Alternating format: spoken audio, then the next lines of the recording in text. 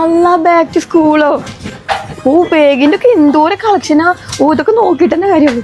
എൻ്റെ ഒക്കെ ഞാൻ എന്തൊക്കെ എടുക്കുക? അയ്യോ, bag, water bottle, notebook, tiffin box, ഞാൻ എന്തൊക്കെ എടുക്കുക? അതൊക്കെ അവിടെ വെക്കുന്നു ചെയ്താ 10 ഐറ്റംസ് കോംബോ ഓഫർ വെറും 499. ഫസ്റ്റ് തന്നെ ഒരു ബാഗിന് കേട്ടോ. അതിൻ്റെ ഉള്ളിൽ ഒരു ബ്രൗൺ പേപ്പർ, പിന്നെ water bottle, nice slip, crayon, geometry box, tiffin box, പിന്നെ ഒരു പേന, ഒരു പെൻസില്, പിന്നെ 152 പേജിൻ്റെ 5 നോട്ട് ബുക്ക് കേട്ടോ. ഇതൊക്കെ കൂടിയിട്ടുണ്ടല്ലോ 499 കേട്ടോ.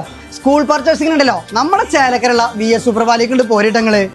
UDF സർക്കാരിന്റെ ജനക്ഷേമ പ്രഖ്യാപനങ്ങളിൽ ആഹ്ലാദം പ്രകടിപ്പിച്ചുകൊണ്ട് ചേലക്കരയിൽ മഹിളാ കോൺഗ്രസിന്റെ നേതൃത്വത്തിൽ മധുര പലഹാര വിതരണവും പ്രകടനവും സംഘടിപ്പിച്ചു.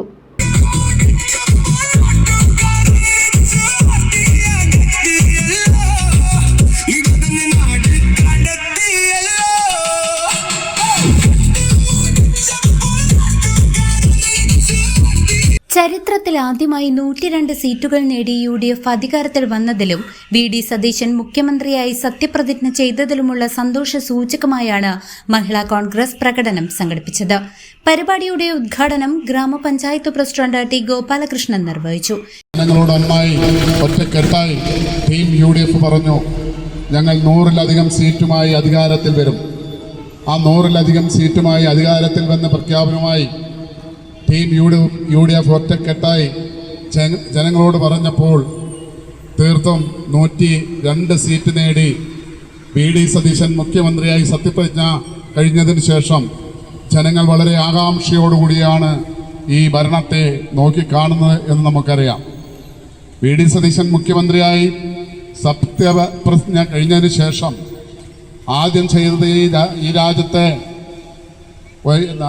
ഒരുപാട് സമരങ്ങൾ സെക്രട്ടേറിയറ്റ് മുന്നിൽ നടത്തിയിട്ടും ആശാവർക്കർമാരെ ഒന്ന് തിരിഞ്ഞ് നോക്കാനോ അല്ലെങ്കിൽ അവർക്കൊരു ആശ്വാസവാക്ക് പറയാനോ പിണറായി സർക്കാർ തയ്യാറായില്ല. ഈ രാജ്യത്തെ നിഷ്പക്ഷപാതികളും ഉൾപ്പെടെ മുഴുവൻ ആളുകളും ആ ആശാവർക്കർ സമര സമിതിക്ക് പിന്തുണ പ്രഖ്യാപിച്ചപ്പോൾ അതിനെ പുച്ഛിച്ചു തള്ളുന്ന നയമാണ് LDF സർക്കാർ എടുത്തത്.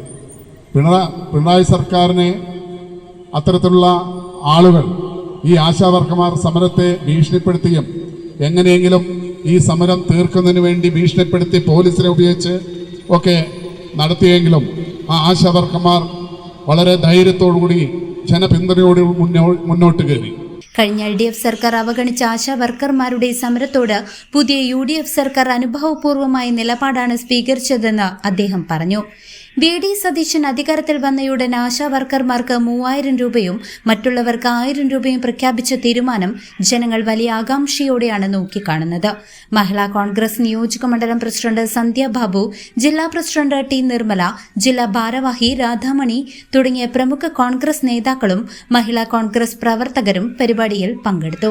ഞങ്ങൾ മഹിളാ കോൺഗ്രസ് ഏത് കാലത്തും പാർട്ടിയുടെ കൂടെ ഒപ്പം നിന്നുകൊണ്ട് പ്രവർത്തിക്കാൻ ഉണ്ടാകുമെന്ന് ഉറപ്പു നൽകിക്കൊണ്ട് അതുപോലെ തന്നെ നമ്മുടെ ആശാവർക്കർമാർക്ക് നൽകിയ 3000 രൂപയാണ് ഇപ്പോൾ നൽകിയിട്ടുള്ളതെങ്കിൽ ഇനി കാലക്രമേണ കൂട്ടി കൊണ്ടുവരും എന്നുള്ളത് നമ്മുടെ മുഖ്യമന്ത്രി പറഞ്ഞിട്ടുണ്ട്.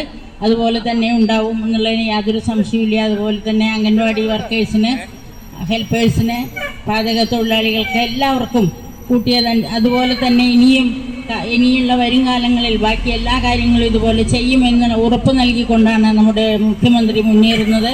പിന്നെ നമ്മുടെ സഹോദരങ്ങളെ, തല്ലിച്ചതച്ച സഹോദരങ്ങളെ കേസുമായി കണ്ടുപിടിക്കുന്നതിന് വേണ്ടി ഇപ്പോൾ ഇന്ന് പുതിയ ഓർഡർ ഇട്ടത് നമ്മളെല്ലാവരും കണ്ടു.